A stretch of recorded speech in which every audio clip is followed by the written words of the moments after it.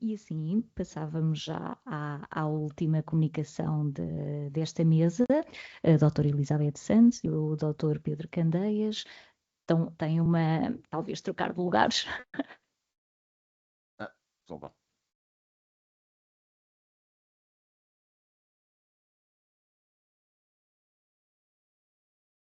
Pour laisser la place. Attends, ça bon. Ok. Il n'y a pas de projette pas un téléphone. Vocês vão projetar? Vocês vão projetar? Sim. Então, se calhar, melhor nós saímos daqui. Sim. Ah, bom. Sim. Fechar aqui. Tem que fechar ficados.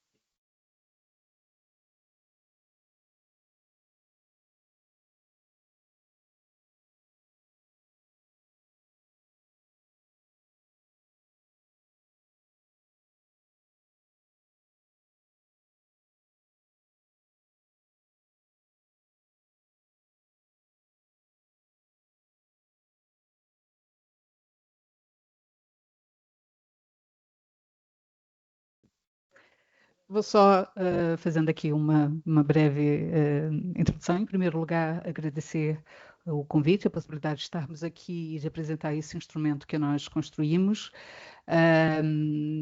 e agradecer a todos, quem está aqui e quem está online. A nossa apresentação vai ser um pouco diferente daquelas que tivemos até agora. Entramos aqui no espaço mais daquilo que o professor Miguel Chaves falava da sociologia aplicada. Para entenderem um pouco este trabalho, e porque temos aqui pessoas também que vêm do Brasil e de outros territórios, vou fazer uma breve explicação de quem é a Rede Europeia de Pobreza e o Observatório Nacional de Luta contra a Pobreza, fazer aqui uma pequena introdução sobre por que desenvolvemos este trabalho e depois sim entramos na metodologia, nos resultados e nas recomendações que produzimos. Então, o que é isto da Rede Europeia de Pobreza? É uma rede de organizações, ou seja, nossos associados são organizações de combate à pobreza, maioritariamente. Fazemos este ano 35 anos, comemoramos este ano 35 anos de existência e trabalhamos sobre 5 principais pilares de intervenção. Um deles é o conhecimento, ou seja, partimos do princípio que, se queremos combater a pobreza, temos de fato de conhecer o fenômeno na sua especificidade e nos seus territórios, a forma como eles se apresentam nos seus diferentes territórios. Esta é uma dimensão. A outra é da informação, trazer informação para quem intervém sobre as políticas que existem a nível nacional e a nível europeu, mesmo porque esta é uma rede europeia, da qual fazemos parte. Um terceiro é a influência política. Se queremos melhorar o combate à pobreza, temos que influenciar a forma como a política está a ser desenvolvida no combate à pobreza, as políticas sociais, as políticas públicas e a forma como intervimos. Depois, a capacitação das organizações, formar técnicos, capacitar dirigentes das organizações para intervirem melhor, reforçar o trabalho em rede. E, por fim, a dimensão da participação, dar voz às pessoas, ouvir as pessoas que vivem em situações de pobreza, trazer o conhecimento que elas têm das suas vivências e da forma como as políticas sociais impactam em suas vidas, trazer esse conhecimento para aquilo que é o conhecimento da pobreza e para aquilo que é as nossas recomendações para o combate à pobreza. Assim, de uma forma muito rápida e geral, é isto que se caracteriza esta organização. E exatamente porque um dos nossos pilares é o conhecimento, desde a sua constituição, que investimos também em investigação e em conhecimento sobre a pobreza. E por isso também achamos que era importante ter um observatório, uma estrutura que estivesse aqui associada à organização, mas com alguma capacidade de falar sobre os resultados, também com alguma independência. Ou seja, nós nem somos um observatório ligado à esfera pública, das organizações, das entidades públicas, e existem observatórios nessa área, nem somos um observatório ligado à academia. Nós somos um observatório ligado a uma entidade de combate à pobreza e que o objetivo é, de fato, conhecer os fenómenos da pobreza, ajudar a monitorizar as políticas, conhecer as políticas e trazer recomendações que possam melhorar a forma como intervimos no combate à pobreza. Por isso, trabalhamos enquanto observatório as dimensões do conhecimento, da informação, da sensibilização e também do desenvolvimento de ferramentas que possam apoiar a intervenção nesta área. E entramos aqui no mapa das vulnerabilidades. Por que o mapa das vulnerabilidades? Sobretudo para quem não é aqui e conhece um pouco menos os indicadores que nós possuímos em Portugal, a verdade é que quando nós queremos conhecer os fenômenos da pobreza, ou utilizamos métodos qualitativos, que são extremamente importantes para conhecer com muito maior riqueza esses fenômenos, mas se queremos ter aqui uma perspectiva mais quantitativa, mais abrangente da dimensão deste fenômeno, nós também temos um inquérito, que é o inquérito As Condições de Vida e Rendimento. É um inquérito aplicado em Portugal, aplicado a todos os países da União Europeia, com a mesma metodologia. É um inquérito rico, que traz-nos alguma informação interessante, muita informação interessante, até diria, com alguma capacidade de caracterizar as pessoas que estão em situação de pobreza, mas que tem uma grave lacuna, que não consegue olhar para os territórios. Tem apenas uma visão por NUTS 2, ou seja, por grandes regiões do território nacional, mas mesmo assim só não caracteriza as pessoas, ou seja, este inquérito dá-nos 4 indicadores, um que é a taxa de pobreza monetária, outro que é a intensidade laboral muito reduzida, outra que é a privação material e social severa, e depois temos um quarto que agrega, no fundo, esses 3 indicadores, que é a taxa de pobreza ou exclusão social. E quando olhamos para os territórios, a única coisa que temos é as médias desses 4 indicadores. Não conseguimos perceber se a vulnerabilidade é diferente em cada território, se as mulheres são mais vulneráveis em determinados territórios do que outros, se a população idosa é mais vulnerável à pobreza em territórios diferentes. Não conseguimos ter esta leitura mais fina do território. Depois temos um conjunto de indicadores na área social, na área da educação, na área da saúde, na área da habitação, temos vários, mas temos aqui grandes fragilidades ainda assim.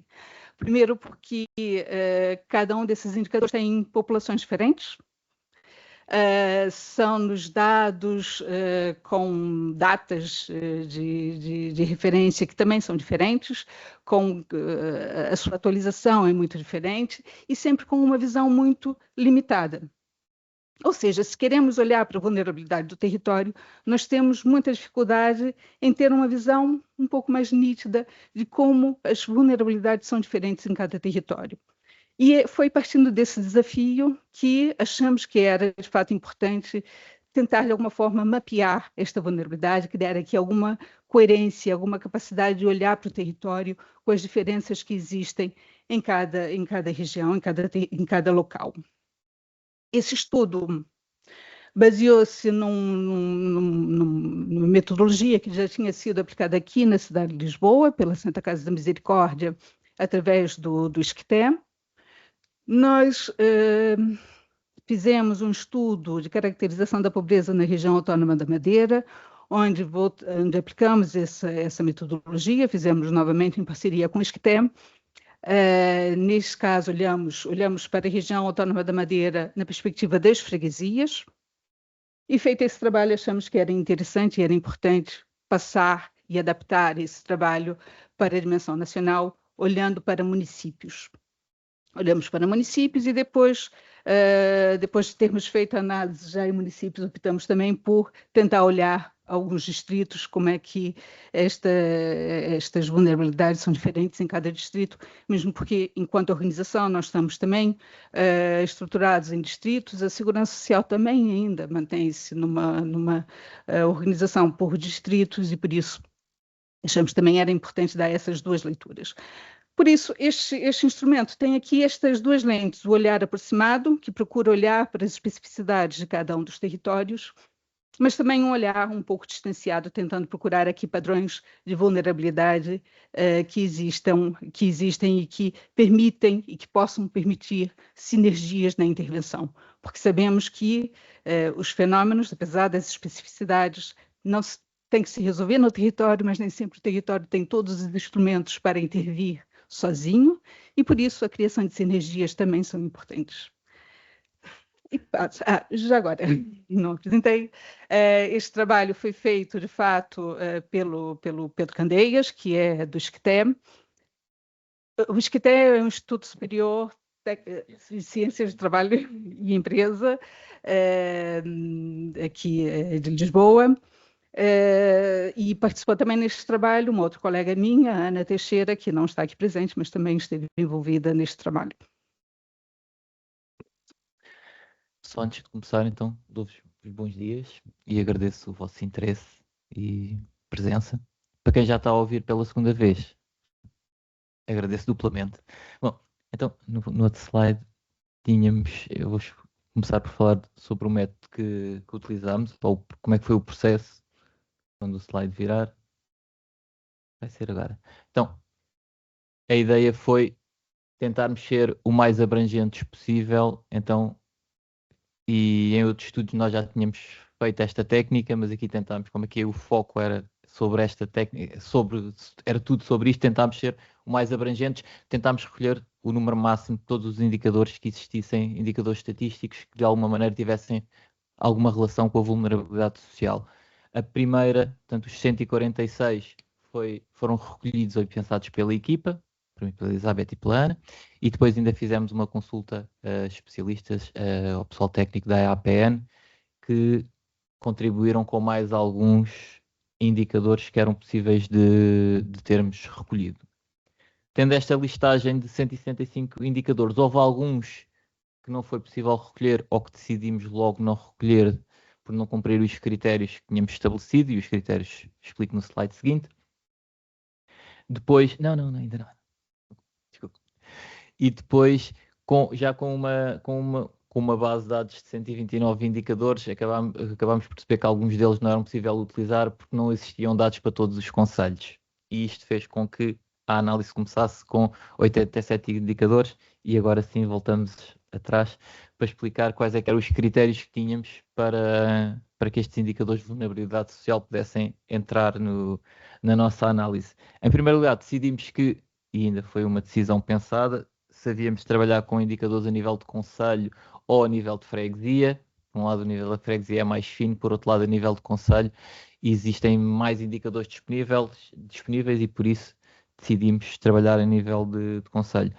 Os valores tinham que ser valores relativos, no sentido em que tinham que ser taxas ou rácios, portanto não podiam ser números absolutos, senão, claro que Lisboa, Porto, acabavam por ter sempre os valores mais elevados. Portanto, quando os valores não existiam em termos relativos, nós tínhamos que os relativizar, portanto, normalmente dividindo pela população residente, e assim ficávamos com o indicador per capita, e isto era o segundo critério.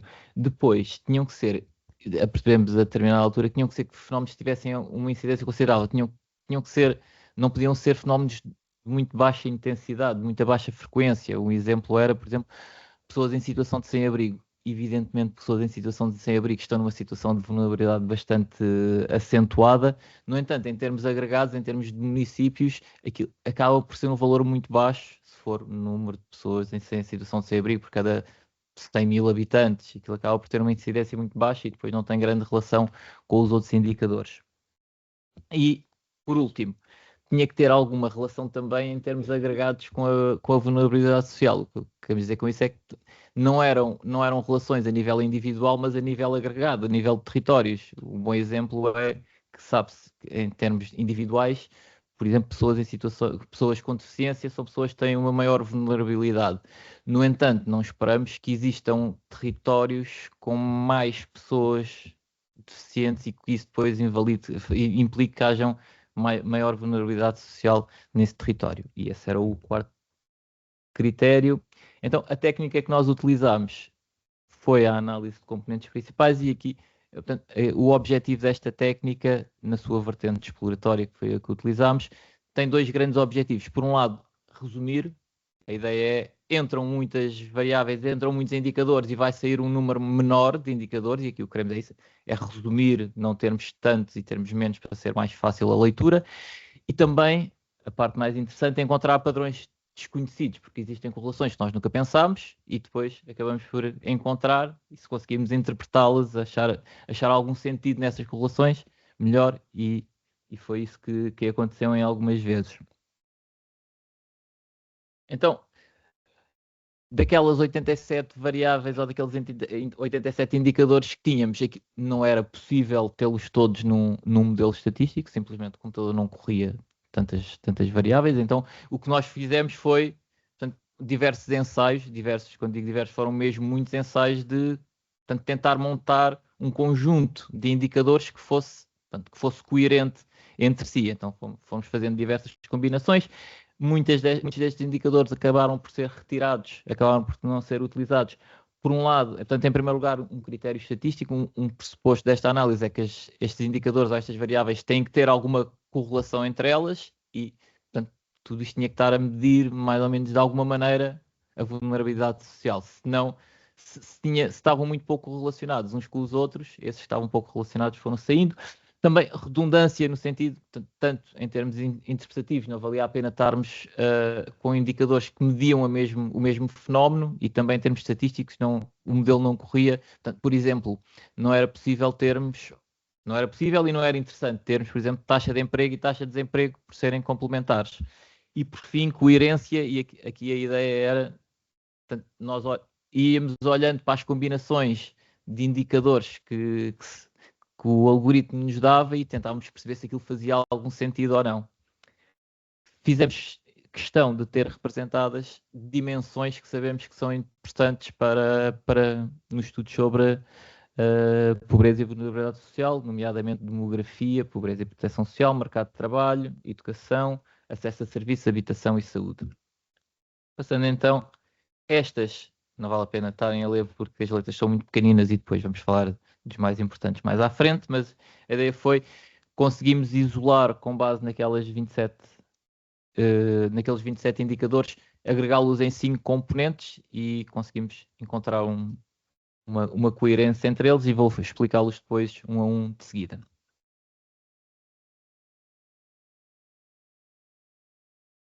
Então, estes mapas. A análise foi feita a nível de concelho, mas para facilitar a interpretação, projetamos-los agora a nível de distrito, e o que temos depois assinalado dentro do mapa são os concelhos dentro daqueles distritos que pontuaram mais nestas componentes, portanto, aqueles que têm valores mais elevados nestas componentes.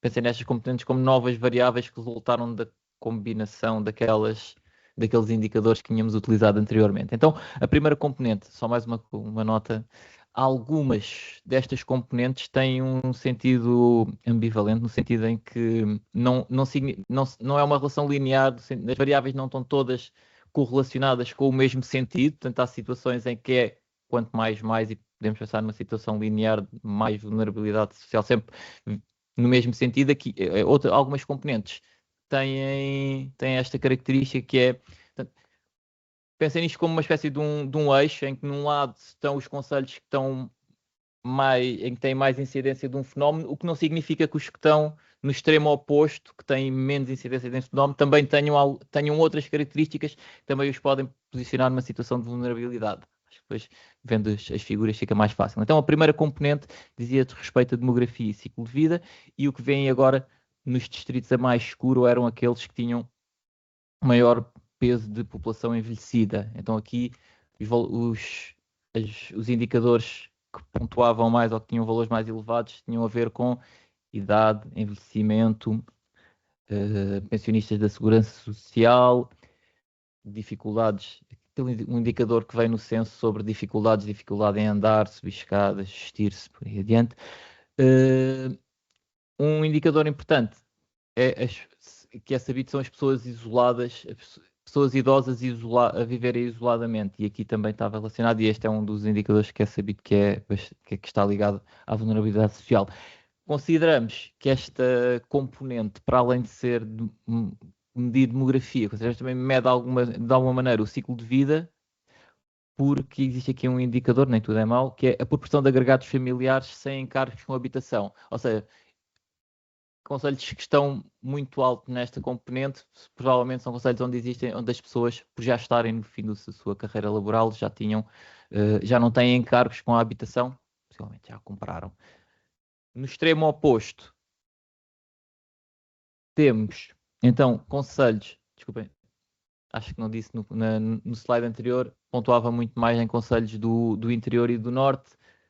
O único concelho que existia mais a sul era Alcotim, e Alcotim, mesmo embora seja no distrito de Faro, é já interior, portanto, e Raiane. Então, de volta à outra ponta da componente, onde temos, por outro lado, tanto muito rejuvenescimento populacional, tanto muitas famílias jovens, e aqui o que temos são elevado número de renovação da população em idade ativa, maior natalidade e população em idade ativa não é mau, pelo contrário, é bom. No entanto, existem aqui outros indicadores que podem ser mais preocupantes, que é agregados familiares de maior dimensão e também agregados familiares sobrelotados. Portanto, e aqui esta componente pesa especialmente na zona mais litoral, especialmente Porto, Açores e um concelho na Madeira. A segunda componente, chamamos classes sociais, não classes sociais no sentido mais restrito, pensem mais em grupos educacionais e profissionais, e aqui o que temos, ou consideramos que eram concelhos com elevado peso de classes populares, são especialmente concelhos no interior e nos Açores e em alguns concelhos do Alentejo. E aqui o que nós temos são um elevado peso de pessoas com baixos níveis de escolaridade, com profissões não qualificadas. Por outro lado, nem tudo é mau. São nestes concelhos onde também as rendas são mais baixas. No extremo oposto, e pensando ainda na mesma componente, mas os concelhos que têm menor peso nesta componente, no extremo oposto. Isso. Então, nos concelhos mais a litoral, e especialmente as grandes capitais as grandes capitais de distrito, Setúbal, Lisboa, Coimbra e Porto, temos o que podemos considerar o maior peso das classes médias. Aqui são concelhos onde existe maior poder de compra, maior ganho, são também concelhos mais urbanizados, maior densidade populacional. Consideramos que nestes concelhos também pode existir alguma vulnerabilidade social, especialmente por causa de um indicador que ali está, que são os encargos com a compra com a habitação. Portanto, estes concelhos serão concelhos onde as habitações são mais caras, onde provavelmente é mais difícil de poder viver, e por isso também não fica um concelho livre de situações de vulnerabilidade social. E a seguir passo. A terceira dimensão está ligada com as questões do desemprego. Aqui é importante sublinhar que também este trabalho foi feito em 2024, 2025, ou seja, os dados que nós temos, exatamente por causa da qualidade, das características dos dados estatísticos que existem em Portugal, nessa altura dos dados que tínhamos era 2021 e 2022, e exatamente por causa da pobreza de dados que nós temos em algumas menções, a maior parte são dados dos censos, ou seja, só daqui a 10 anos é que podemos voltar a fazer isto e ver a evolução que teve em termos municipais de alguns desses dados. E a questão do desemprego é uma dessas questões. Para termos taxas de desemprego, nós temos que olhar para isso a nível municipal, temos que olhar para os censos. Nós temos alguns dados mais administrativos de pessoas inscritas em centros de emprego, mas não é propriamente a mesma coisa. Só tem ali algumas outras limitações. Por isso, estes dados são de 2021 e, obviamente, sabemos que 2021 foi influenciado pela pandemia. O que pode nos colocar aqui algumas questões sobre o resultado. Será que esses dados continuam atuais à luz do momento atual, tendo em conta que a taxa de pobreza tem vindo a diminuir fortemente em Portugal ao longo sobretudo, desde o meado da década passada, depois com o pico nessa altura da pandemia, e depois tem voltado a diminuir. A questão aqui, o que aparece desses dados sobressai a região do Algarve, o distrito de Faro, e a região da Madeira, região autónoma da Madeira, e depois aqui alguns distritos do Alentejo, que sobressaem, sobretudo, alguns municípios de Beja e de Évora. Aquilo que sabemos sobre o mercado de trabalho nesses territórios, sobretudo Algarve e Madeira, é que tem uma grande dependência do setor do turismo. Isso foi, obviamente, impactado pela pandemia, um forte impacto da pandemia, mas também tem aqui uma outra característica que é da sazonalidade e da precariedade laboral associada a esses mercados de trabalho. Por isso, há aqui, de fato, algum impacto. A região da Madeira, em outros indicadores que conseguimos ver, sabemos que tem vindo a diminuir muito a taxa de desemprego. Por isso, talvez, neste momento, não seja dos territórios mais vulneráveis, mas a verdade é que existe na mesma uma vulnerabilidade importante associada à precariedade laboral e com ela um menor acesso à proteção social em situação de desemprego por parte das pessoas que, em contextos em que a economia está a funcionar bem, ou em períodos do ano em que a economia funciona melhor, estão inseridos no mercado de trabalho, mas depois saem do mercado de trabalho. A nível, toda a região da Madeira aparece aqui com vários municípios em valores muito elevados. No Faro destaca-se também vários municípios, mas é engraçado porque Albufeira é o município que apresenta valores mais elevados, mas depois vem Moura e Mourão, que não tem nada a ver com turismo. Já são outras características de desemprego, mais ligadas, se calhar, à sazonalidade da agricultura do que ao impacto propriamente dito da pandemia. A taxa de pobreza, essas taxas todas nesses territórios chegam a ser o dobro daquilo que é a taxa nacional nesse momento. Nomeadamente, por exemplo, a taxa de desemprego jovem, que nesse ano era 18% e em Moura chegou a ser 43%. Depois, o acesso a serviços. Esta era uma dimensão que achávamos que era essencial para olhar para as desigualdades territoriais. Sabemos que, a nível nacional, houve um desinvestimento e uma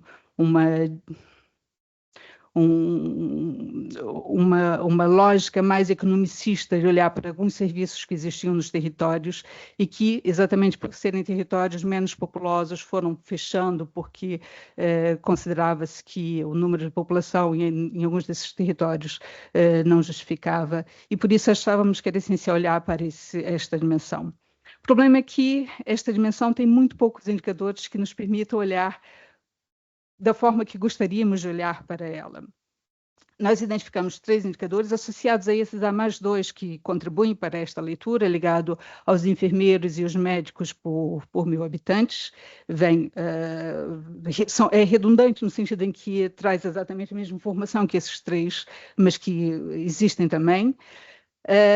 A verdade é que sabemos, o que nos aparece aqui como resultado é uma maior, no fundo, um menor acesso aos serviços nessa perspectiva por parte do Distrito do Porto e de Braga, nomeadamente concelhos mais periféricos desses distritos, nomeadamente no Porto, ou seja, alguns desses implicam uma deslocação de mais de 1 hora para o centro do Porto.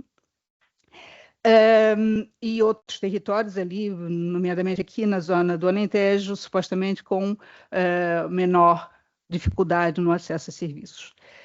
Deixamos sempre aqui, apesar da importância de trazer e de chamar a atenção para o acesso aos serviços, nós sabemos que esta leitura traz fragilidades, porque não é só o número desses serviços por 1.000 habitantes, é também a distância, é também o tempo de deslocação. E sabemos que em Portugal temos um grave problema em termos de transportes coletivos fora da área de Lisboa e do Porto. O resto do território está muito mal servido de respostas, quer em termos de horários, quer em termos de rotas que fazem, e quanto mais interior, pior é. Por isso, temos aqui a noção que há aqui uma outra leitura que era importante ser feita, mas que os dados não nos permitem fazê-lo. E, por fim, a dimensão da habitação. A dimensão da habitação já entrou em outras componentes, nomeadamente a nível do custo.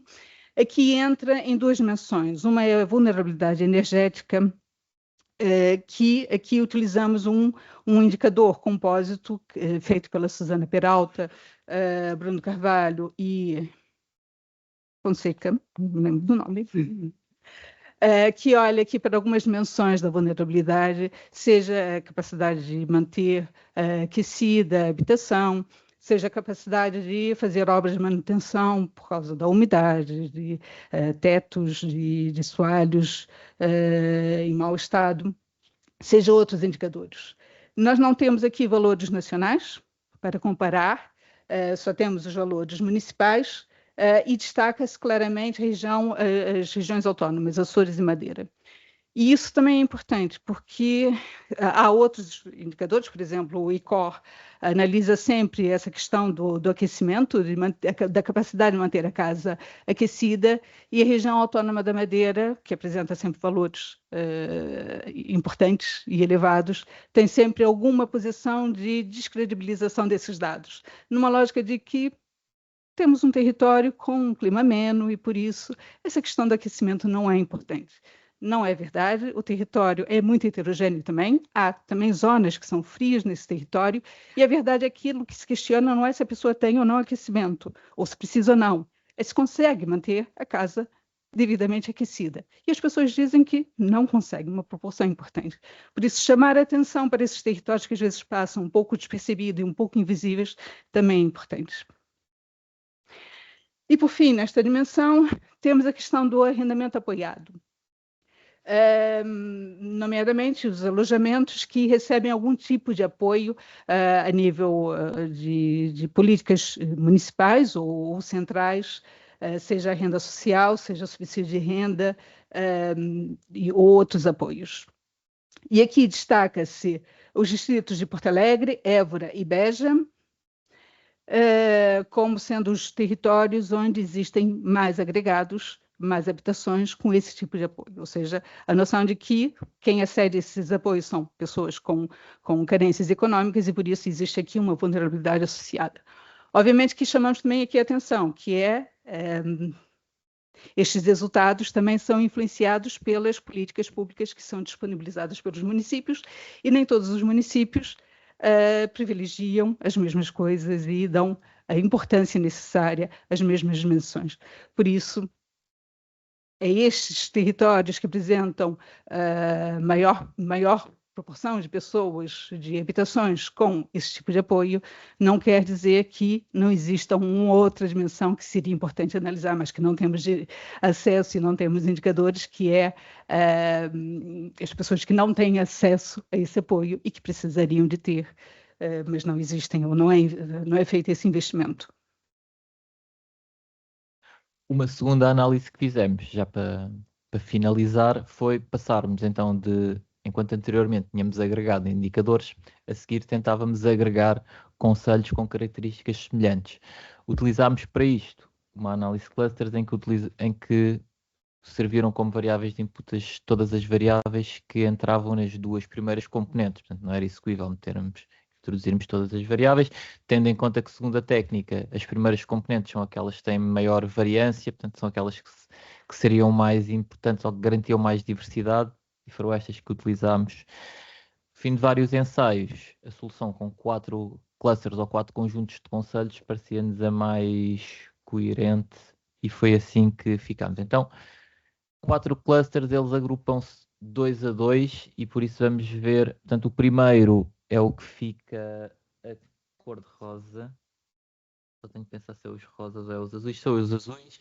Portanto, o primeiro cluster é o maior, o azul claro, que tem o maior número de concelhos, e aqui as características deste conjunto é mais população envelhecida, portanto, é aquele que na componente demográfica tem mais população envelhecida, menos renovação da população, e que em termos de escolaridade e grupos profissionais é o que tem maior peso de pessoas com baixa escolaridade e também o maior peso de pessoas com profissões não qualificadas. O cluster 3, com um menor número de concelhos, e agora temos o azul mais escuro. Vejam, enquanto o cluster 1 fica muito na zona centro. O cluster 3 tem as mesmas características, mas mais acentuadas. Portanto, pessoas ainda mais velhas e ainda menor escolaridade e ainda mais trabalho menos qualificado. E este fica mais, portanto, pesa mais daqui nas zonas raianas. É como se tivéssemos 2 níveis de interior. Temos a parte litoral, o interior e depois o interior ainda mais profundo, aqui os azuis escuros. O outro conjunto de clusters são os rosas. Temos a rosa clara, então, aquele conjunto de concelhos que acaba por ser mais jovem, com famílias mais numerosas, com menos número de pessoas com dificuldades, menos pessoas com baixa escolaridade. Portanto, este seria aquele que teria menos problemático. O cluster 4 acaba por ser o que está a cor de rosa mais escuro, e este acaba por estar muito circunscrito aqui aos concelhos de Lisboa, Coimbra, Porto, e Algarve e depois as capitais de distrito. E aqui, embora tenha as mesmas características, acaba por pesar por ter mais rendimentos, portanto, rendimentos mais elevados e também maiores custos com a habitação.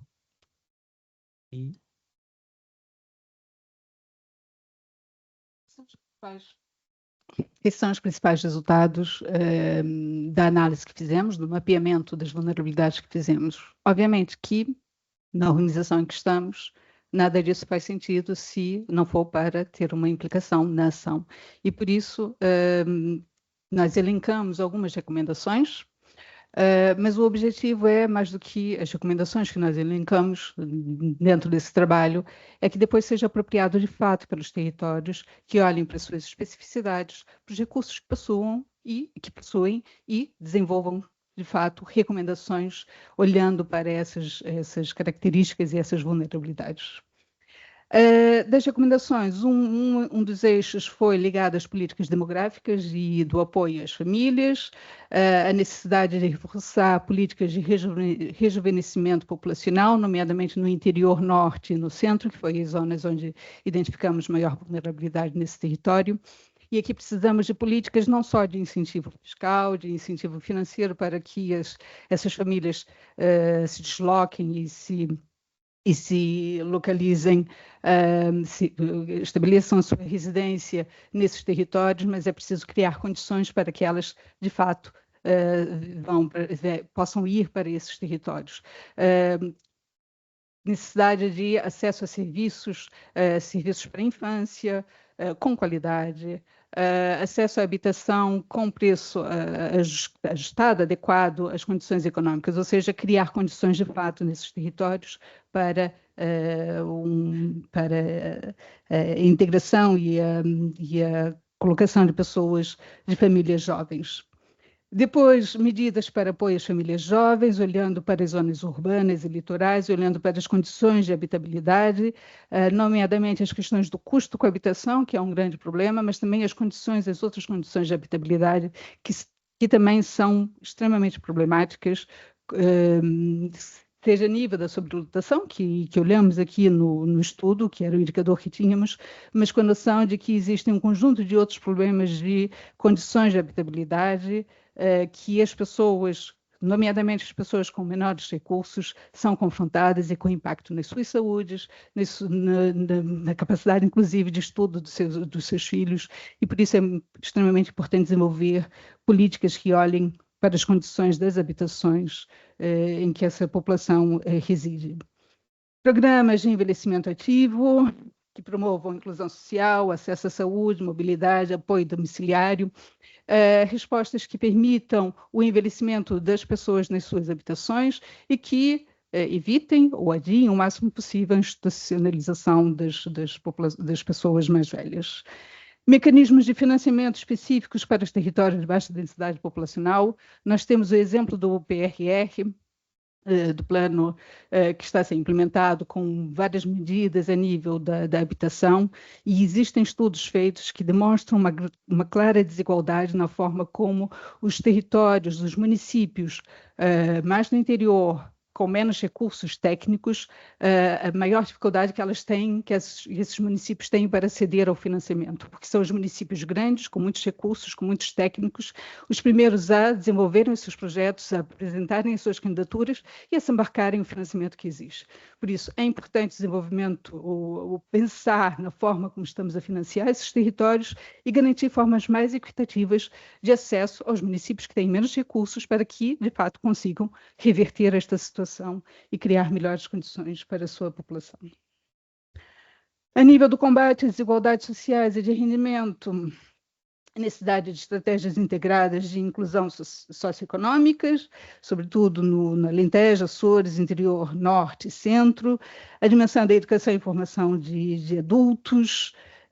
Nós ainda temos, apesar dos avanços que estamos a ter a nível da qualificação da população, nós continuamos a ter população adulta com níveis muito baixos, ou inclusive sem níveis de instrução, com níveis muito baixos, e para além daqueles que, jovens, até têm os níveis de escolaridade, mas estão com baixos níveis de literacia e saem da escola, às vezes, com uma grande incapacidade para, inclusive, lerem e entenderem aquilo que estão a fazer. Por isso, precisamos de medidas para trabalhar esses jovens, que é a população adulta, que é os jovens que saem da escola e que saem com níveis de escolaridade, mas não saem com as competências necessárias para entrar no mercado de trabalho.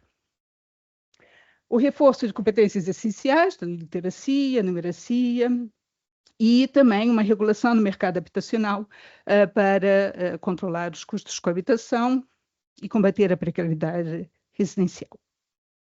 A nível do apoio ao emprego qualificado e às situações de desemprego, a importância de promover, mitigar esta sazonalidade econômica nesses territórios, promover aqui uma maior diversidade, um investimento que permita diversificar a economia desses territórios, a criação de emprego, mas não é qualquer emprego, tem que ser emprego qualificado e emprego que permita, de fato, ter acesso à proteção social, a intervenção a nível do desemprego jovem, a dimensão da proteção social no desemprego é importante. Nós temos um mercado de trabalho ainda muito precário, temos uma proporção de pessoas em Portugal, de trabalhadores desempregados que acedem ao subsídio de desemprego, que é baixa. Cerca de 1/3 apenas dos desempregados acedem à proteção social ou recebem neste momento proteção social. Alguns nunca tiveram acesso, outros tiveram por períodos que não é suficiente para depois voltarem a entrar no mercado de trabalho, sobretudo se for uma população mais velha, desempregados mais velhos e de longa duração. Por isso é importante olharmos para a proteção social, desemprego e reforçarmos as políticas nesta área. E depois também olharmos para o futuro do trabalho, o impacto que a transição verde digital vai ter no trabalho e, nomeadamente, nos menos qualificados e nos mais vulneráveis. E estamos a terminar. Em termos de acesso a serviços essenciais, investir nas infraestruturas, os serviços móveis e itinerantes são extremamente importantes para os territórios de baixa densidade demográfica, serviços presenciais e digitais, com a noção de que os serviços digitais podem facilitar o acesso aos serviços, mas não podem substituir o serviço presencial. Nem todas as pessoas têm condições, não só técnicas, mas também condições para aceder ao serviço através da dimensão digital. Por isso, os serviços presenciais têm que se manter e têm que apoiar as pessoas na inclusão digital, obviamente, com acesso a equipamentos e também programas de capacitação digital. Por fim, na área da habitação, a dimensão da eficiência energética, programas que permitam a reabilitação e eficiência, nomeadamente nas regiões autónomas e também no norte do país, que era um território também com vulnerabilidade a esse nível, a importância de apostar no arrendamento apoiado e na habitação social. Portugal é dos países europeus com menos proporção de pessoas em habitação social, temos um fraco investimento nesta área, precisamos reforçar, sobretudo no momento de crise habitacional. Precisamos de políticas habitacionais integradas, temos que ter a noção de que intervir na habitação não é uma questão urbanística, não é uma questão de arquitetos, é uma questão de sociólogos, assistentes sociais, política pública. Temos que ter uma intervenção, tem que haver um acompanhamento dessas populações, não é apenas dar uma casa. E por isso, e por fim, monitorizar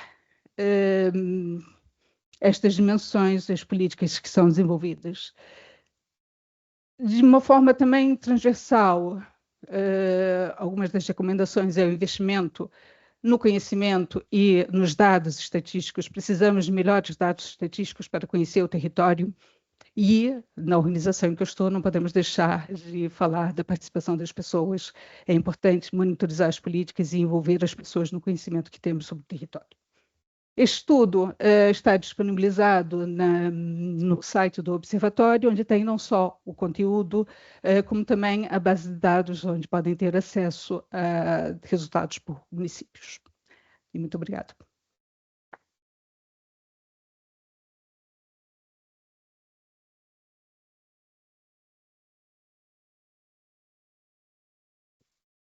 Muito obrigada. Aliás, muito obrigada a todos os oradores. Eu pedi aos outros dois participantes oradores que viessem para a mesa, porque agora vamos abrir o espaço de discussão e já há um pedido de intervenção. Fantástico.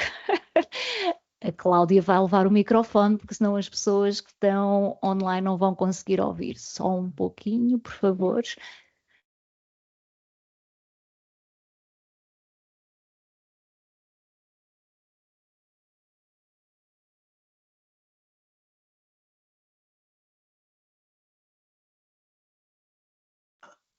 Obrigado. Bom, muito bom dia a todas e a todos. Eu, infelizmente, cheguei tarde, portanto já não ouvi, a não ser a parte final da intervenção do Miguel, portanto não posso colocar nenhuma questão ao Miguel, tenho imensa pena. Pela parte final, pareceu-me que haveria questões interessantes a colocar, mas vou colocar uma questão ao Michel e vários comentários a este estudo. Vou começar por vocês, aliás. Queria, antes de mais, felicitar-vos pelo estudo, acho que é um excelente estudo. Fazer aí uma pequena correção, o ISCTE continua a ser ISCTE, mas agora o nome formal é Instituto Universitário de Lisboa. Mas ISCTE / Instituto Universitário de Lisboa, porque o nome continua a ser o histórico, digamos assim. E julgo que o Pedro está ligado ao CIES, certo? Pronto, já agora fica a informação completa. Mas pronto, queria felicitar, já conhecia o Pedro de outros estudos, nomeadamente um sobre comunidades ciganas, que também o Pedro fez, e conheço, portanto, as preocupações metodológicas que o Pedro acompanha sempre, e queria felicitar-vos por isso. É um estudo interessante, contudo, e vocês fizeram questão de sublinhar isso, seria interessante completar com algum conhecimento da realidade mais qualitativo. Eu vou dar alguns exemplos. Eu estou a trabalhar neste momento com os 8 concelhos da Comunidade Intermunicipal da Beira Baixa. Fui eu que apoiei a criação de um plano de desenvolvimento social intermunicipal, onde precisamente estas questões foram abordadas. E há, para além disso, novidades nos últimos tempos, nomeadamente com a vinda de migrantes que alteraram um pouco as questões demográficas. Só para vocês terem um exemplo, um levantamento que fizemos em todos os agrupamentos escolares dos 8 concelhos revelou-nos que nas escolas, neste momento, há 45 nacionalidades diferentes de 5 dos continentes. 5. Portanto, inclusive, há gente da Austrália a ir para a Beira Baixa. E gente, portanto, estou a falar de crianças, escolares, do primeiro ciclo, jardim de infância, etc. Portanto, isto está a mudar um pouco as situações e até a colocar problemas, por exemplo, de habitação, por exemplo. Não é? Acompanho também, ao mesmo nível de trabalho, os 11 concelhos do Médio Tejo e o Plano de Desenvolvimento Intermunicipal. E, por exemplo, estão a surgir questões novas de exclusão social no entroncamento, que normalmente fica fora das análises das vulnerabilidades. E, portanto, o conhecimento local permite-se fazer isso. Além disso, estou a trabalhar também o Plano de Desenvolvimento Social de Santa Maria da Feira e a trabalhar com os fóruns comunitários da Aroca e 27 bairros da área metropolitana de Lisboa. Portanto, isto é o meu conhecimento local. E por isso custa-me sempre ver aí o cor-de-rosa escuro para Lisboa, quando nos bairros sociais nós temos azul escuro muito forte. E, portanto, uma análise mais fina permite-nos ter E desse ponto de vista, eu estou a falar de 27 bairros, porque são onde há grupos comunitários, que é a minha praia, que é onde eu trabalho neste momento, na cidade de Lisboa. Ainda ontem estive em 2, depois de sair daqui. E, portanto, isto quer dizer que se calhar era interessante termos esta complementaridade. Dou-vos 2 exemplos disto. Vocês falaram do acesso à saúde, é verdade. Mas, por exemplo, o grande problema nos concelhos da Beira Baixa é o transporte para irem às consultas. O transporte não está organizado. E é a ausência de médicos de família. E, portanto, estão lá, até não estão a muitos quilómetros, mas não conseguem lá chegar. Ou se conseguem lá chegar, não têm médicos de família. E, portanto, há uma série de informações mais qualitativas que ajudarmos a perceber melhor as vulnerabilidades. De qualquer maneira, isto não invalida a extrema importância do vosso estudo, não é? E a primeira pergunta que eu ia colocar é como é que se chega ao estudo, mas vocês já responderam. Portanto, fica esta nota. Outro problema, por exemplo, é que há, neste momento, um grande problema de habitação nas zonas do interior, até por causa dos imigrantes. Eles têm que trabalhar normalmente na sede do Conselho, mas não têm casas na sede do Conselho, ou são muito caras, e para irem para as aldeias onde há casas, não têm transporte depois para a sede do Conselho. Este é um exemplo que afeta a questão do emprego, por exemplo, e a habitação. E acho que isto seria muito interessante se vocês pudessem completar recorrendo a instrumentos como, por exemplo, estes planos de desenvolvimento social intermunicipal, que estão disponíveis. Pelo menos aqueles em que eu estou a colaborar, não é? Estão disponíveis. De certeza que há noutros sítios também. E poderiam ser... E por exemplo, no caso da Beira Baixa, o vosso representante no distrito, o Federico, não me lembro do apelido dele, está a acompanhar este processo. Portanto, vocês podem ter também esta informação diretamente pelos vossos representantes. A mesma coisa no Médio Tejo. O representante do Distrito de Santarém, por exemplo, também tem acompanhado estas eleições. Portanto, vocês estão no terreno e, portanto, permite fazer esta análise muito... Pronto, é uma sugestão que eu vos deixo. Mais uma vez, felicito-vos pelo trabalho. Eu vou rapidamente, logo que sair daqui, aceder ao estudo, porque me interessa conhecer mais em pormenor e depois confrontar com estes conhecimentos do terreno, mas gostaria de vos colocar isso. E custa mais uma vez que o Conselho de Lisboa não seja conselho e não seja freguesias ou mesmo bairros, porque nós temos informação por bairros. Ao nível dos grupos comunitários, repito, há 27 grupos comunitários na área metropolitana de Lisboa. Portanto, tem informação, estes temas são tratados lá e, portanto, é uma questão muito importante. Michel, maintenant pour toi. Ça a été très intéressant d'écouter, d'entendre ton exposé sur la question de l'État-providence, les individus, l'individualisation des droits et tout ça. Mais j'aimerais te poser une question, parce qu'en même temps, on assiste, d'après moi et d'après ce que je sais, à ce qu'on appelle un retour de la communauté. C'est-à-dire la communauté est réapparue dans le XXe siècle, XXIe siècle, faisant partie d'un nouveau triangle qui consiste en l'État, le marché et la communauté. Ça se voit aussi dans ce qu'on appelle les nouveaux communs, le retour des questions des communs, des nouveaux communs matériels, les nouvelles façons de travailler ensemble, collectivisation, etc. Comment tu vois ça en rapport avec ce que tu as parlé, donc l'individualisation des droits, l'individualisation de la protection et tout ça? Donc la question de la communauté. Merci.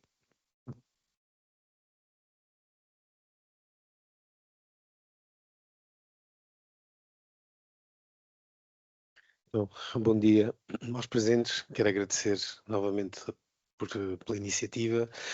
A minha primeira pergunta é dirigida ao orador Miguel Chaves, que referiu a implosão do investimento no Casal Ventoso. Não sei se aqui é local onde possa responder, mas que considerações mais específicas poderá ceder, dentro do tempo que ainda temos, não é? Se pode relembrar também no âmbito de considerações que teça sobre esse assunto, relembrar a conjuntura política e a cronologia, a altura específica em que essa implosão se deu, o contexto. As duas próximas perguntas são dirigidas à mesa. Portanto, eu sou presentemente aluno de mestrado na área da música, tive de fazer créditos na música na comunidade para poder concorrer ao mestrado, porque eu sou formado inicialmente em Línguas, Literaturas e Culturas, e então na música na comunidade foi-nos apresentado um artigo da Alice Pires Lacerda sobre democracia cultural versus democratização da cultura. Não sei se isto vos é familiar, não? Então, se calhar não vale a pena estar a fazer a pergunta. Vou passar à frente, então. Então, para terminar, tinha que ver com o facto de haver uma certa crítica à forma como a intervenção é feita, de haver, às vezes, uma atitude de tentar educar a população em vez de aproveitar a própria cultura local. Portanto, há uma...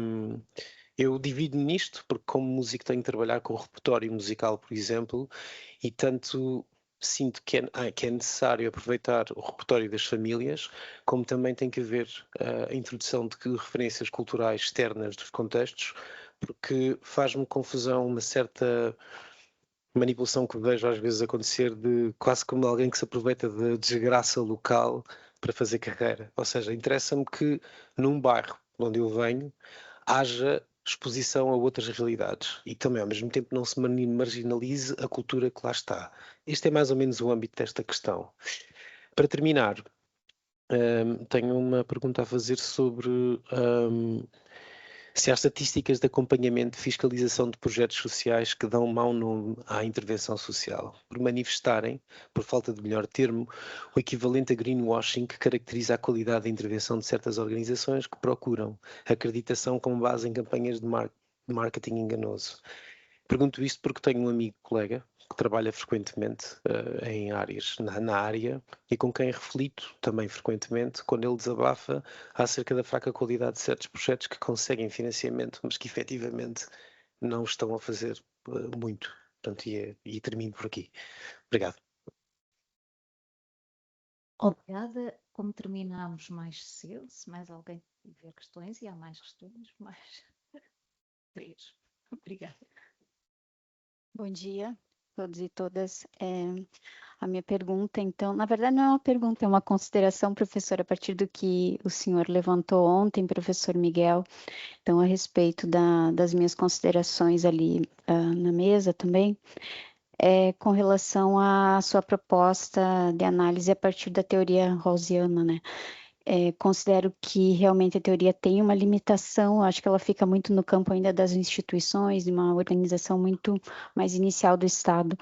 E a ideia de introduzir o Amartya Sen, eu acho que é extremamente importante e relevante, até porque ele abre um pouco a discussão, tanto que ele escreve na ideia de justiça Rawlsi mais além, né?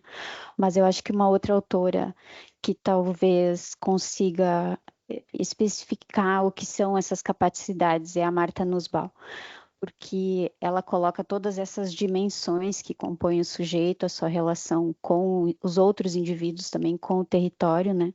Fazendo uma lista de capacidades. Eu acho que essa seria uma autora que estaria mais próximo das discussões no campo mais sociológico, né? Então, seria só essa observação. Obrigada.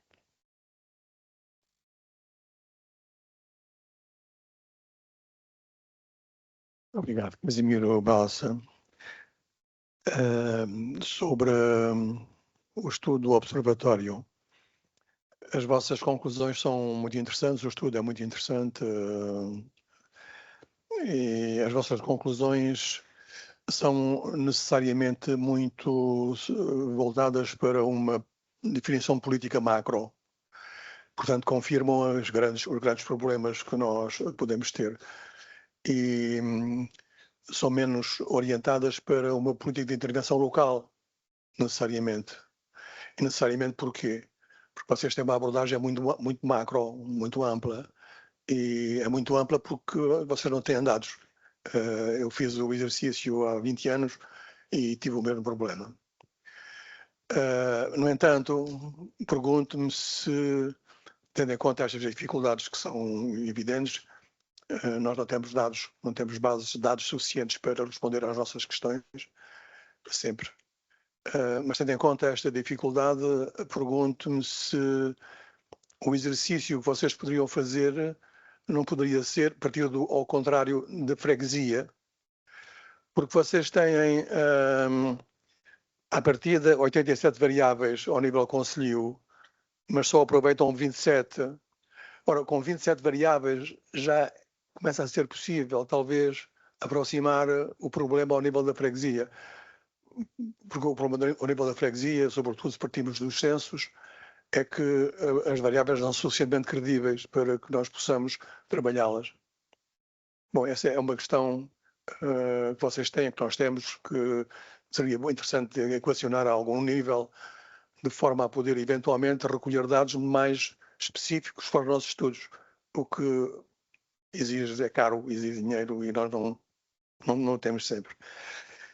Do ponto de vista técnico, a vossa análise é interessante. Vocês conseguem ler as componentes principais. Ok, mas há uma componente, a interpretação parece-me, não sei, duvidosa, pelo menos para mim, a componente número 3. Vocês situam ao nível do desemprego, mas as variáveis que vocês têm avançam mais para uma posição de situações de populações vulneráveis e necessariamente populações vulneráveis, muito vulneráveis, e necessariamente com um afastamento muito grande em relação ao emprego. E era mais nesse sentido, a interpretação, para mim, seria mais uma situação de populações muito vulnerabilizadas. Por outro lado, vocês não leem os clusters, ficam ao nível dos números, mas seria interessante, mesmo se têm muitas variáveis, seria interessante fazer um exercício de interpretação do cluster, porque seria muito mais intuitivo, permitiria muito mais aproximar a orientação das posições. Como vocês fazem para os clusters, vocês dão nomes aos clusters, demografia, nas componentes. Vocês dão nomes aos componentes, demografia, questão social, etc., habitação, mas não dão nomes aos clusters. Mas seria interessante, embora as variáveis sejam muito amplas, sejam muito vastas, seria interessante interpretar para perceber as orientações mais compreensíveis. Obrigado.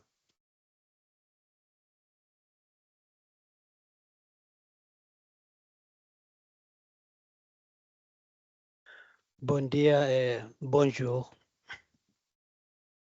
J'aimerais un petit peu converser avec monsieur. Je me présente, professeur, je vais doctorat à la Sorbonne. Mon professeur est Alain Tourin, Pierre Bourdieu, Michel Nafessoli, vous connaissez tous. Pierre Rosanvallin. Si vous avez lire post de la modernité et la critique de la modernité d'Alain Tourin,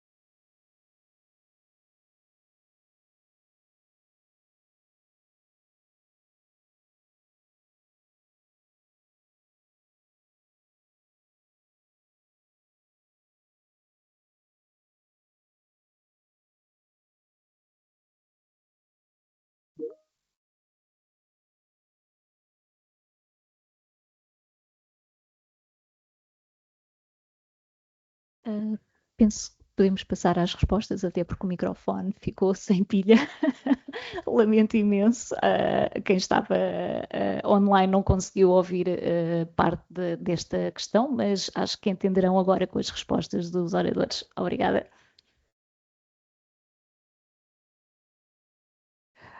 Se calhar posso começar. Em primeiro lugar, agradeço as questões que foram levantadas e que são extremamente pertinentes, porque assino por baixo, sem dúvida nenhuma, não é? E tal como comecei a falar e terminei,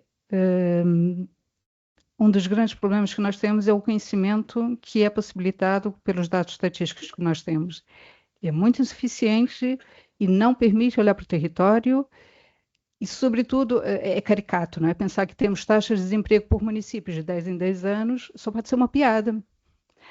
Não é possível trabalharmos na intervenção social com os dados estatísticos que nós temos. Isso só significa a desvalorização que nós damos à intervenção social e uma intervenção social que é baseada, de fato, num conhecimento real do território e nas especificidades.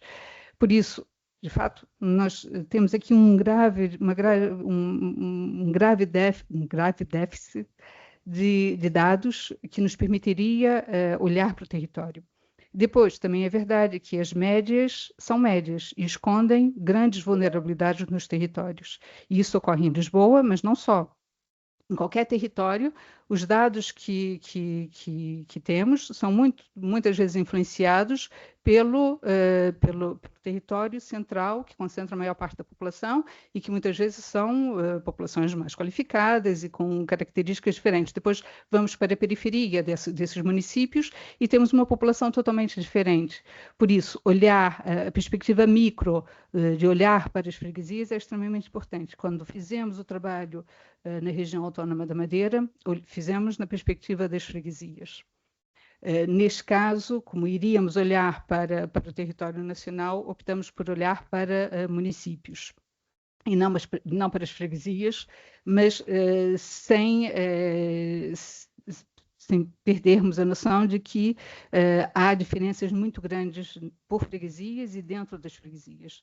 Nós temos o Observatório de Lisboa, que está a fazer um trabalho muito interessante a nível de freguesias. É um trabalho que olha para alguns dados estatísticos, mas aprofunda uma dimensão qualitativa. Fez esse trabalho em Marvila, fez em Santa Clara e Lumiar, e mesmo Lumiar, que é daqueles territórios em que as médias nos dizem não é um território propriamente vulnerável, quando se trabalha e quando se olha para os dados mais qualitativos e quando se olha com maior atenção para a diversidade que existe no território, aquilo que se percebe é que existe, de fato, grandes espaços de vulnerabilidade, de guetos dentro dessas cidades que fazem com que as próprias pessoas que vivam acham que ir a Lisboa é algo, quando estão no centro de Lisboa, estão no centro, não é? Mas falam em ir a Lisboa, não é? Por isso essa noção de distância, para além da vulnerabilidade que existe, de fato só através de metodologias mais qualitativas que poderíamos ter acesso. Nós temos essa noção, há estudos que vamos fazendo, obviamente que a abordagem que foi feita aqui foi numa outra lógica, mas sim, nós valorizamos as metodologias qualitativas e achamos que são extremamente importantes. Na questão da dimensão cultural que abordou, não é? Nós, enquanto organização, enquanto a Rede Europeia de Pobreza, achamos, de fato, que é importante ouvir as pessoas e desenvolver políticas com base nas experiências das pessoas, nas aprendizagens, no impacto que está a ter. Agora, concordo com você, quer dizer, a participação não é uma cristalização das pessoas em situações de pobreza. O processo de participação é também um processo de capacitação. Elas também vão se alterando e vão mudando, não é? Por isso, não há aqui esta perspectiva de envolver e participar significa cristalizá-la nas situações em questão. É um instrumento também de capacitação e de mudança e de integração social. Na dimensão também de olhar das freguesias, seria muito importante, seria esta análise mais por freguesia e mais centrada em territórios específicos, permitiria o acesso a dados administrativos. Os dados administrativos são extremamente importantes para conhecer e para qualificar, mas obviamente que esses dados não estão homogeneizados, não é fácil de sistematizar e por isso tem que ser nessa perspectiva mais micro, mais específica, que poderíamos agir e ter um conhecimento e olhar para eles e analisá-los. As dimensões mais técnicas, eu passo para o meu colega. Também agradeço os vossos comentários. Acho que, em parte, juntam-se tanto o professor Rogério Rocamar como o professor Cardemir Balsa. Portanto, a ideia das freguesias, porque é que fomos para os concelhos e não para as freguesias? A ideia, na altura, era termos um leque, termos muita opção em termos de indicadores e como haviam mais indicadores a nível de concelho do que a nível de freguesia, portanto, perde-se por um lado, ganha-se por outro. Agora, mesmo tendo, e voltando e retomando, puxando à conversa dos bairros, mesmo tendo os dados a nível de freguesia, nem sempre se intercepta porque os dados de freguesia são divisões administrativas e os bairros nem sempre, por vezes uma freguesia pode ter bairros distintos ou existem bairros que sobrepõem-se a diversas freguesias e por isso mesmo indo para as freguesias sim íamos ter uma análise diferente, mas haviam sempre limitações. Os clusters, eu estive aqui a tentar nomeá-los, sim, lá está, não ficavam títulos muito apelativos, mas conseguíamos dizer que um cluster era o primeiro cluster interior, caracterizado por pessoas mais velhas e com menos qualificações escolares e em termos laborais. O interior mais profundo, ainda mais envelhecido e ainda menos qualificado. Um litoral mais rejuvenescido e capitais de distrito e as grandes cidades no litoral também rejuvenescidas, mas com menor acesso à habitação. Lá está, não ficava um título de síntese.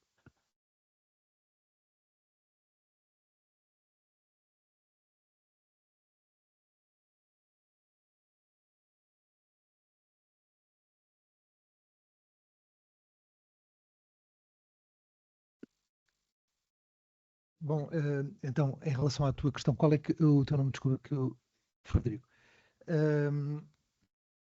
O que a questão que tu colocas, justamente, quer dizer, a resposta mais honesta, em certa medida, não sei, não é? O que eu gostaria de fazer, ter condições de fazer, eu ou outra pessoa, uma equipa, era justamente centrando a análise naquele território, mas não só naquele território, fazer uma espécie de abordagem ao mesmo tempo analítica e avaliativa, em certa medida, de como é que tem evoluído, como é que se tem produzido e evoluído as várias, a ação pública e os projetos de intervenção no interior de territórios particulares. Portanto, não sei responder, neste momento aquela reflexão que fiz de início é algo meio um pouco impressionista, pronto, mas que me leva a colocar hipóteses. Talvez a questão da implosão fosse muito forte, mas o termo, mas não vejo nada de muito consistente que eu tenha a acontecer em termos de intervenção social.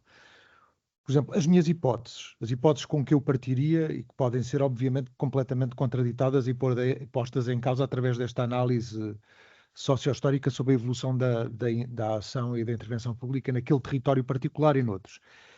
Parece não haver propriamente qualquer programa de ação pública, seja ele orientado no sentido da proteção, okay, da proteção daqueles que estão, enfim, em situação mais em risco, em vários riscos, ou numa situação precária, muito menos orientada naquele sentido que eu propunha, digamos, que é uma abordagem mais maximalista, orientada para uma ação pública orientada para atuar sobre os mecanismos estruturais que conduzem a situações de reprodução intergeracional da exclusão. Okay? Que é o que acontece, por exemplo, no Casal Ventoso. Basicamente, do ex-Casal Ventoso e agora. Depois, olhando na prática, e também mais uma vez uma hipótese, uma visão impressionista, e portanto mera hipótese, os projetos que vou sabendo que existem, ou que soube que existiam ao longo do tempo, parece-me que não há propriamente articulação entre eles. E que muitos projetos têm uma vida muito curta, vão contando com poucos recursos, muitos deles vão ficando circunscritos a essa necessidade de obterem recursos para se manterem em funcionamento, até desaparecerem, e na lógica de intervenção local, eles parecem estar em concorrência uns com os outros por esses recursos. E, portanto, mas parece-me que isto é acho que isto é qualquer coisa que está presente noutras intervenções locais. E justamente o que é, apesar de tudo, mais preocupante é que não há propriamente isto não faz parte da agenda pública das preocupações, das nossas preocupações cotidianas. Quando, por exemplo, o casal Ventoso veio à baila novamente, foi porque a droga já tinha reaparecido. Foi a única vez que se falou do assunto. Nunca ninguém interrogou o que é que aconteceu naquele contexto depois do realojamento. Portanto, não há pressão pública, digamos que nesta.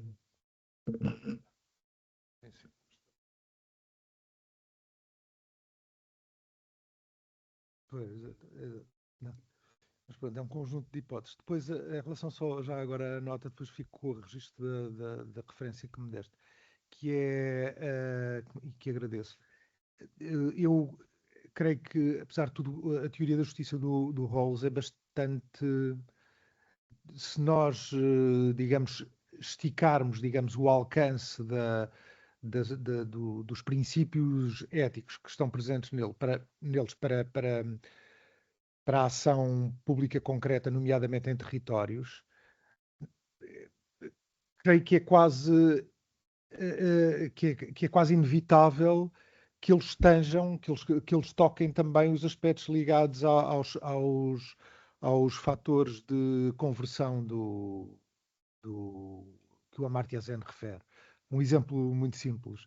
Se se perceber que há um desfazamento entre, digamos, uma determinada, um conjunto de competências locais dos jovens num determinado território para acompanharem conteúdos escolares, não vejo que seja possível desenvolver uma atuação baseada em princípios de equidade, se não, por exemplo, aumentar, isto agora estou a falar de cor, aumentar níveis de apoio escolar ou fora da escola, ou ajustamentos curriculares, ou seja, quer dizer, a política, uma lógica de justiça enquanto equidade tem que depois ter uma expressão prática efetiva que depende das questões, as questões que são colocadas em cada contexto. Pronto, basicamente é isto.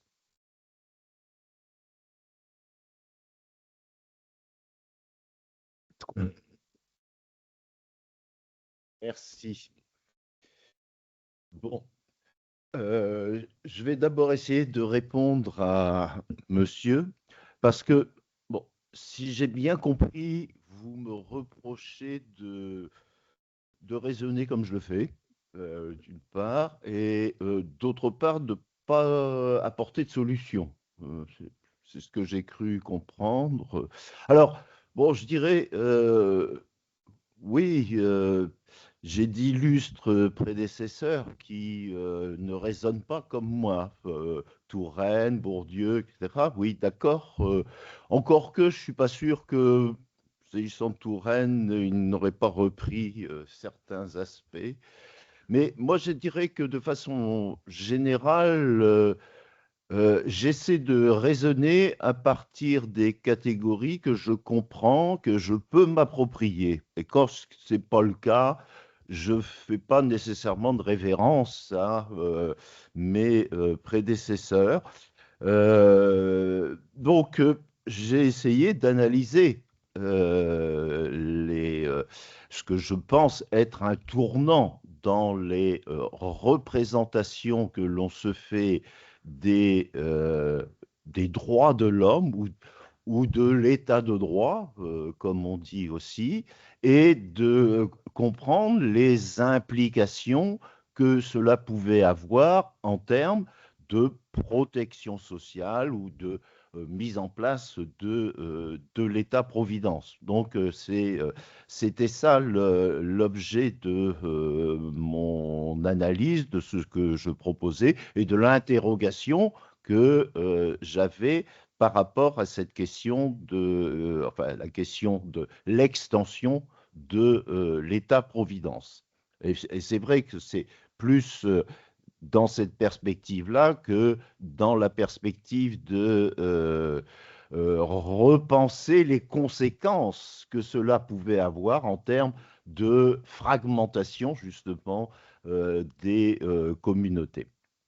Et alors, bon, je ne propose pas de réponse, bien sûr, parce que bon, je ne suis pas prophète, je ne suis pas politique et j'essaie finalement d'être wébérien dans mes approches en ne mettant pas en avant mes convictions profondes, personnelles, mes croyances, mes espoirs peut-être. Et donc, je pose plutôt des questions que je n'apporte des réponses, je suis d'accord.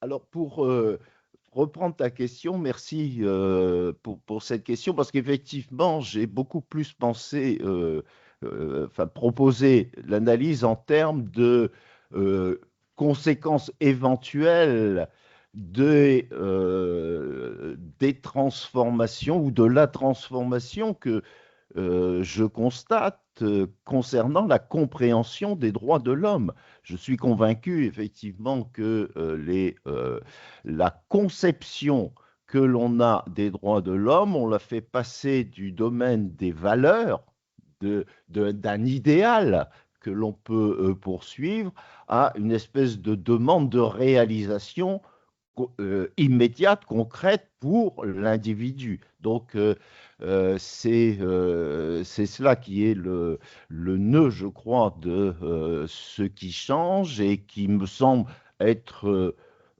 profondément, alors comment dire, inquiétant sur le plan de la compréhension, sur le plan philosophique, sociologique, etc. C'est-à-dire, bon, qu'est-ce que ça veut dire que quand on confond l'idéal et la réalité? Bon, là, il y a une confusion qui me pose un peu un problème et je pense que la conséquence, c'est que il y a, c'est ce que tu proposes, effectivement, un retour de la communauté, mais non pas une communauté fondée sur l'idéal de la nation, de l'État-nation, de créer une nation qui a été un moment historique, et là, Touraine serait peut-être d'accord, et qui décompose justement cet idéal national au profit de alors je ne sais pas s'il faut dire résurgence ou de l'apparition en tout cas, de communautés qui sont basées sur soit des identités, soit des intérêts particuliers, soit un certain nombre de choses qui fragmentent effectivement l'idée que l'on se faisait de la nation. La nation connaissait des citoyens, quelle que soit leur race, quelle que soit leur classe, quel que soit leur genre, etc. Or, on assiste justement à ces fractionnements en termes de race, en termes de classe éventuellement, en termes de genre, etc. Et donc, il y a une résurgence de la communauté, mais non pas dans le sens traditionnel, dans le sens de communautés identitaires qui vont effectivement fragmenter la communauté nationale parce qu'elles vont avoir des intérêts différents, elles vont s'opposer les unes aux autres. Et on va créer peut-être des situations de conflit communautaire. Ou, en français, je ne sais pas, c'est un bien en tout cas.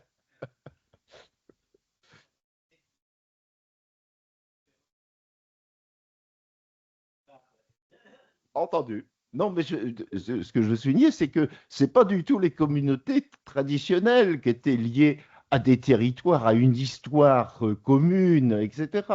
Bon, qui pouvaient s'affronter, bien sûr, avec d'autres. C'est ça l'histoire, d'ailleurs.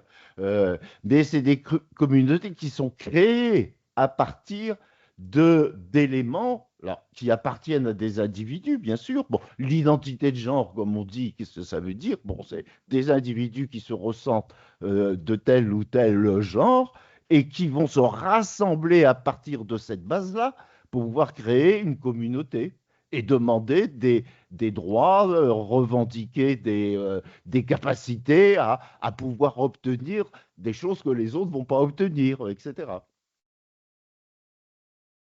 Merci. Muito obrigada a todos. Concluímos assim a mesa 5. Foi um momento de partilha muito enriquecedor. Agradeço a todos. Portanto, vamos terminar por aqui e regressamos às 14. Muito obrigada.